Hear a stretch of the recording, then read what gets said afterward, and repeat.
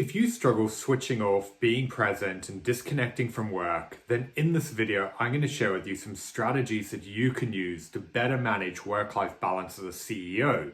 If you're new here though, my name is Byron Morrison. I'm the author of The Effective CEO, and I help first-time CEOs become the leader their business needs to take it to the next level of success. So make sure you hit the subscribe button so that you don't miss future videos. Finding balance has always been one of my biggest personal challenges, especially in the first few years of growing my business. I remember going to a wedding and spending half the day on my phone responding to messages, or going on holiday and trying to cram in a few hours in the morning to catch up on emails. There was always so much that needed to get done, and it meant that even when I did take time off, I'd be attached to my phone or thinking about work. So even though I was there physically, mentally I'd be checked out. This inevitably had a huge impact on everything from my relationships to my mental health and just my overall enjoyment of life. And that's why over the last few years, I've put such a big focus on trying to figure out how to get this area of my life under control. And what I uncovered is that when it comes to balance, most people simply approach it the wrong way. They take time off and hope for the best. But when you're a CEO with so much stress and pressure and competing priorities, this simply doesn't work. And that's why instead you need to become far more intentional with that time. That's why to help you do exactly that, in this video, I'm going to talk you through the process I use with my private CEO clients to help them develop work-life harmony through what I call ideal life creation. I'm also going to share with you 7 strategies that you can use to switch off, be present, and disconnect from work. In order to implement ideal life creation, you firstly need to figure out what are your ideal life priorities and commitments that need to become non-negotiable. This could be anything from date night with your partner, time with your kids, time to exercise, work out, or engage in hobbies and things that you enjoy. Really start to think over the course of the week, what are the things that are going to add to your life and give you that happiness and fulfillment? From there, we need to get highly intentional with how you build out your calendar and routine, because what most people tend to do is they get the best intentions. I'm sure you've been there yourself, where you wake up in the morning and you say, today you're going to have date night or get to the gym, but then inevitably life gets away from you and something always has to give, and it's usually the things that matter most. And then today turns into tomorrow, then the next day and the next. That's why we need a far more structured approach. So instead of hoping you get round to these commitments, we need to schedule them first. In order to do that, you need to start with as blank a calendar as you possibly can. Depending on your work commitments, you may have set hours that you can't change, like 9 to 5, or maybe you have complete flexibility and have a blank canvas to work with. So block off the times that you can't change, and then from there, start to schedule all of these other commitments. Once you have that in place, where the real magic happens here though, is what you put directly before them.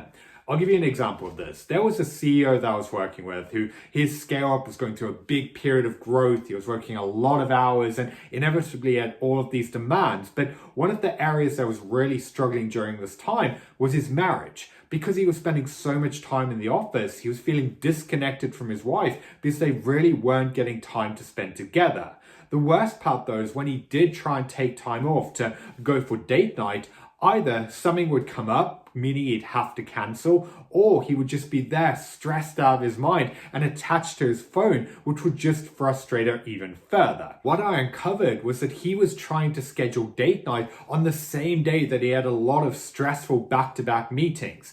This is why they would either overrun, or when he got out of them, he'd just be on edge and he'd then take that energy with him into dinner. This is why, to get this under control, what we needed to put in place was a boundary where 2 hours before date night, he didn't take on any meetings. He didn't get involved in anything that was high stress or that could trigger anxiety. And instead, he just used that time for low bandwidth tasks. This meant that not only could he leave the office on time, he could also be in a headspace where he could then go be engaged and connect with his wife.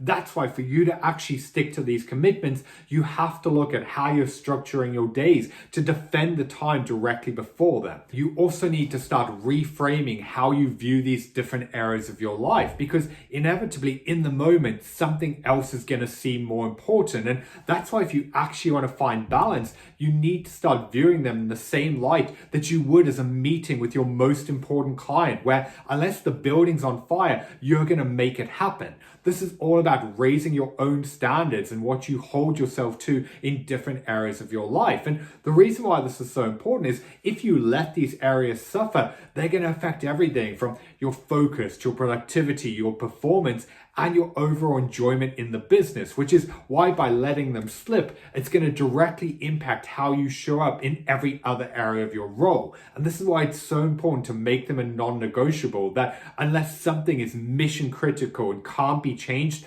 you follow through with them. So that's a general overview of ideal life creation. Essentially figure out the non-negotiable ideal life priorities, schedule them first, and then become highly intentional with what you put directly before them, because that's going to make it easier to actually follow through. I go into this in a lot more detail in my book, The Effective CEO 2.0. So if you want to dive into it further, then you can check that out. But moving on from there, I want to give you 7 strategies that you can use to switch off, be present, and disconnect from work. I do want to set the right expectations up front here, though, that none of these are a magic bullet, but what you will find is the compounding effect of implementing all of them will have a huge impact on your headspace and quality of life. The first strategy is to get a second phone. Because if you're anything like me, you're your own worst enemy. Without even thinking about it, you pull out your phone, you're responding to email and messages, and before long, you're completely consumed by what you need to get done. This is why I found that I had to put a barrier in place that stopped me from falling into those bad patterns and habits. Because of that, on my personal phone, I don't have any email, social media, or anything to do with work. So at the end of my workday, my work phone gets switched off, left in the office, and that helps me avoid falling into those negative behaviors.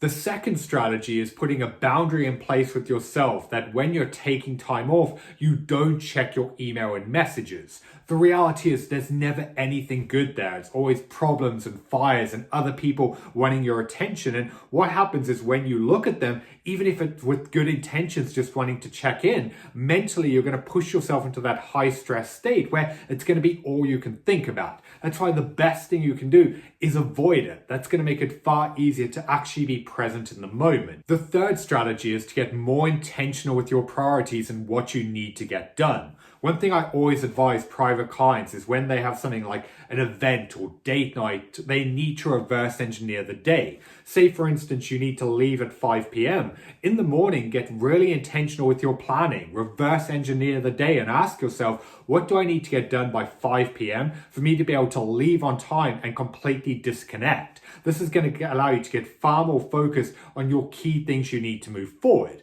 Then from there at lunchtime, recalibrate, stop and look at, okay, what have I moved forward and what do I still need to finish in order for me to go away and not worry about work? The fourth strategy is to implement a wrap-up period at the end of every single day. I find with clients generally, because they're so busy, the days get away from them and they fall behind on everyday tasks, stuff like email or responding to messages. And this is why instead, I always encourage them to block off the last 30 to 60 minutes where they use that time to get on top of everything they need to get done.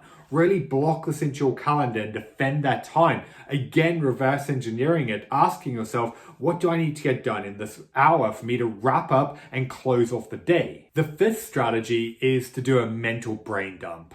The problem is when you have all of these competing thoughts and priorities, they can be bouncing around your head where you're constantly thinking out the things that you need to do. And that's why I always encourage people to get a pen and paper and just get out of your head everything that's going on. Really create a list, then go through it point by point. Ask yourself, what do I need to do for this? What are my thoughts or what's outstanding? By the end of that, you're going to have a game plan so that you can walk away knowing that everything's in place and you can pick it up when you come back. The sixth strategy is to figure out what challenges are impacting your ability to switch off and find balance that are self-imposed. I had this happen with one of my CEO clients where even though he's based in the UK, the majority of their business is done in Canada. With the time difference, what this meant was in the evenings, he'd then be responding to emails and messages, but when we really start uncovering it, I found that none of this was urgent. No one was expecting an immediate response. That was just a pressure that he was placing on himself. So for him, it was really about holding himself to the standard and accepting that this could wait until the morning. A lot of the time with these boundaries, you're just going to have to implement them. And even though it's uncomfortable, it's just wait and see. Once you see that the world doesn't fall apart if you don't respond straight away, it becomes far easier to walk away knowing that it can wait until the next day. And the seventh strategy is to recognize when something's consuming your headspace and what you need to do in order to get on top of it. With one of my clients, when she was going through a particular busy period, she would then go into the weekends trying to switch off, but she would be consumed by the thoughts of work. This really frustrated her because she wanted to be present with her husband and kids, but she just couldn't compartmentalize what needed to get done. The solution in this case was she had to ask her husband for help. On Saturday mornings, he would take the kids out and have some fun with them, and that freed her up to spend 2 to 3 hours to get on top of everything she needed to do. This wasn't ideal, but what it meant was she could then pack it away and go and enjoy the rest of the weekend. It wasn't a long-term fix, but during those busy periods, it allowed her to find that balance and then be able to switch off from what she needed to do.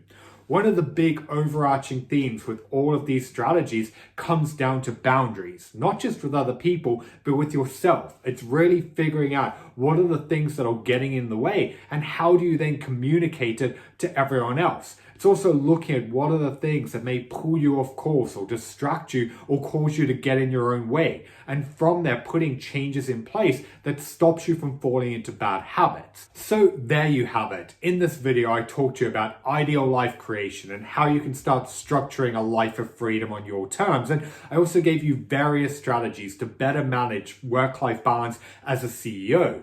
If you have any further questions on it, leave it in the comments below. And if you enjoyed this video, make sure you give it a like and hit subscribe so that you don't miss future videos. I've been Byron Morrison. Thanks for watching, and I'll see you in the next video.